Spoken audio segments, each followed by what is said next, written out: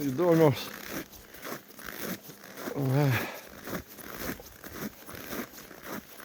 Žiūriu šiandien internete, ar ne?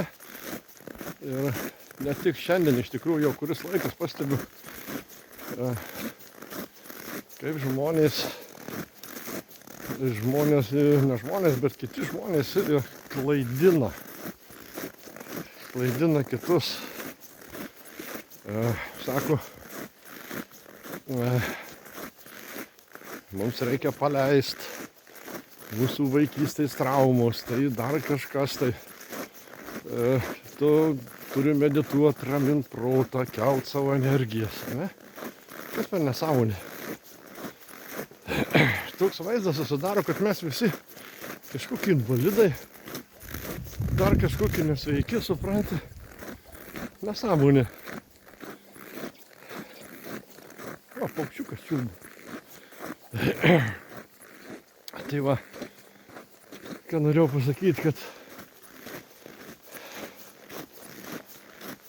taip žmonės ir nemulkinami, bet tiesiog įtraukiami į kitokius dalykus, kur jie sukasi kaip voverys.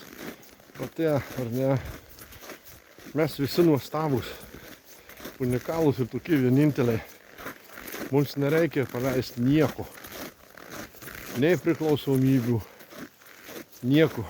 Mes tokie vieninteliai unikalūs su savo traumom, su savo didžiuliais ego. Sako, tai reikia mums ten tvarkyti, nulaužti ego, dar kažką, nieko panašaus.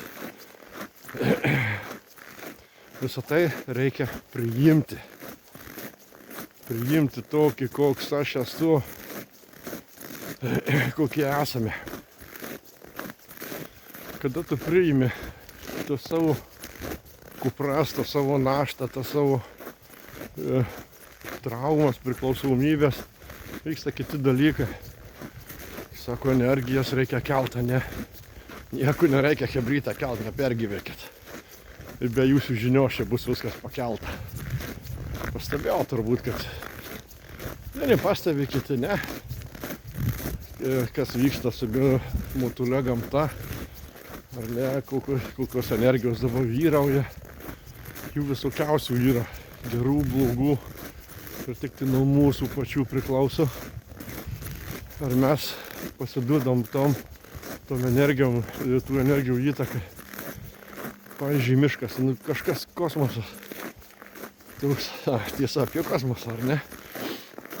Kaip jūsų sapnai, chebrytė? Faina, ar ne? Tai va, norit ar nenorit, tai, kas sapnuoja, labai įdomius sapnus, ar ne? Vienus, mano galva, tai vienus gydo sapnų metu, vien dėl mūsų to stipraus ego, dėl kažko, dėl mūsų mintimų, dėl mūsų protų, unikalaus kiekvieno. Dienos metu to neina padaryti, daro sapnų metu. Kitiem rodoma per sapnus nežemiškos būtybės, ateiviai, dar kažkas, ar ne, kad vis dar manote, kad mes vieninteliai šioje žemėje, arba visame tam kosmoso platybėse šitiek planetų, kad mes vienintelė sąmoninga gyvybės rūšės, klystate. Tai va, manau, kad jau greitoje ateityje mes pamatysim, kad nesam vieninteliai. Tai aišku, dabar internete labai daug visokių nesąmonių. Internete, televizijoje, čia aš ne apie tai kalbu. Kalbu apie tai, kad kiekviena žmogų bus atskirai. Ir šiuo metu, manau, tai daroma per sapnus. Man pačiam tenka pasapnuoti labai įdomių sapnų. Tai va, tai gydo ir manau, kad mus pratina prie pamatymų, sakiau, greitos ateities, tų kitų civilizacijų atstovų, ar ne, jos gali būti įvairiausių tų formų, ar ne. Ir kadangi, dėl ko mes jų dabar nematome ir iki šiol nematome, tik kai kurie galbūt asmenys matė, kuriuos uždarė tam tikras įstaigas. Vien dėl to jie nesirodo, manau, kad būtent mes neišprotėtume, nesudurniuotume, Dėl to iš lėto pratinama. Dabar pradžiai per sapnus.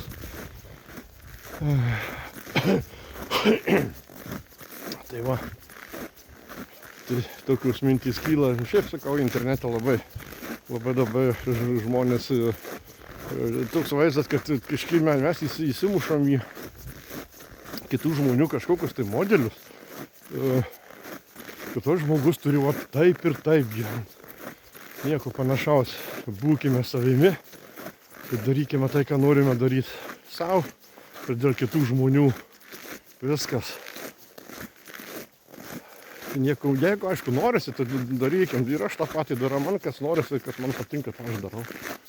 Ir viskas į mane visai pabaravanų.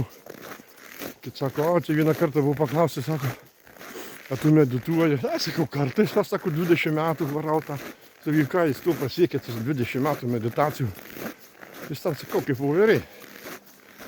Prote. Daugiau nekyla, tai yra irgi matricos spąstai. Visa tai, kas dalykai dabar, kurie vyksta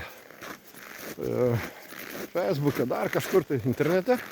Tai, ką jie sako, tai, ką jie pasakoja, tai, ką liepia, kaip čia mums reikia gyventi, tai yra matricos pinklės. Tai ateisit laikui bėgant, kylant energijom,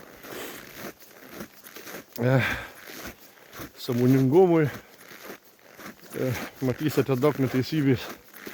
Ir tai skauda iš tikrųjų, bet priimi tai, kas vyksta, priimi tai, kaip yra. Svarbiausiai nesikišt.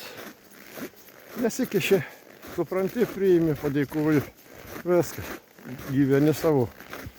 Ir kada gyveni va tai, kaip tu nori, kaip tau gyvenasi, neįsitraukiant į tuos visokius dalykus, pats pamatai, kaip viskas puikiai einasi. Savo tempu, kiekvienam atskirai. Puikiai žiema, puikus miškas. Tai va tokie mano pamąstymai. Dabar dar liko keletas kilometrų, darysiu sustojimą su laužu ir pietumis. Šiaip labai faina pasavaikščiot. Atsiveria širdis. Galva šviesesnė, švaresnė, nuo tų atsitraukiu, nuo tų visų miestų, nuo to triukšmų, nuo šurmulių. Tiesiog gerai apsirengi, aš tai ir galiu važiuoti. Tai va toks trumpas pamąstymas apie visus mokytojus, kurie dabar čia mus labai mokina, kaip reikia. Dėkit ant visus karsus išilgus, gyvenkit savaip, eikit į pirtis, lyskit į jaketas, jeigu norit. Darykit, kad tik tai būtų jums ir kitiems žmonėms geriau. Svarbiausia, kitiems žmonėms, kad būtų gerai. Ir pačiam tau. Daugiau nieko ir nereikia. Galim mes būti kuproti, šleivi, kreivi, dar kokį nors. Anksčiau irgi aš taip pat kreipiau dėmesį į tai, bandžiau ieškoti visokių mokyklų. Dar kažko tai knygą skaityti ar ne. Viso to reikia, tai yra kelias. Tai yra kelias. Laikui bėgant pamatai, kad ojoj, ne čia. Tai va, būkim mes patys savo gyvenimo kūrėjai. O ne kažkieno kitų primesti šablonai, kaip mes turim elgtis, kaip mes turim daryti, kaip mes turim sveikai maitintis, kaip mes net turim atsikratyti priklausomybių. Tada kažko.